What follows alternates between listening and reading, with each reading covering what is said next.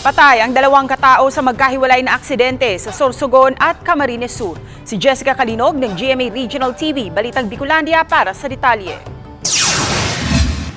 Ang ambulansya na dapat sana'y maghahatid sa pasyente sa ospital, ang siya ring naging dahilan para hindi na umabot ng buhay ang pasyente nito. Ayon sa City Disaster Risk Reduction and Management Office, posibleng ang madulas na kalsada ang naging dahilan para mawalan ng kontrol ang sasakyan hanggang sa tuluyan itong tumagilid sa gilid ng kalsada sa Sorsogon City. Samantala, sugatan naman ang lalaking nurse habang nagtamo ng minor injuries ang apat na iba pang sakay ng naturang ambulansya na agad namang idinala sa ospital.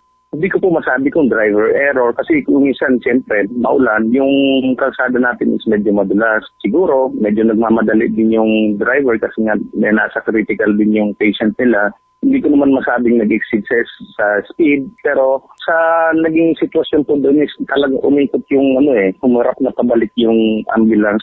Nagpaalala naman ang mga otoridad na 80 kilometers per hour lang ang maximum speed limit ng takbo ng ambulansya at depende rin sa lagay ng kalsada. Kaya kung maulan, dobleng pag-iingat, lalo na at buhay ng mga nakasakay ang nakasalalay.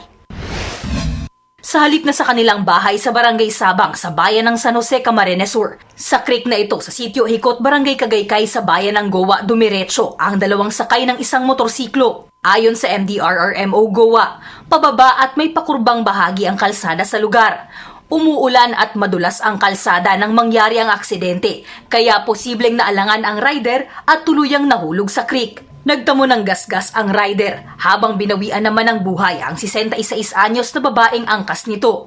Nagpaalala ang mga otoridad sa mga motorista na mag-iingat sa pagmamaneho lalo na ngayong nararanasan ang panakanakang pag-ulan sa rehiyon. Mula sa GMA Regional TV, Balitang Bicolandia, Jessica Kalinog, nagbabalita para sa GMA Integrated News.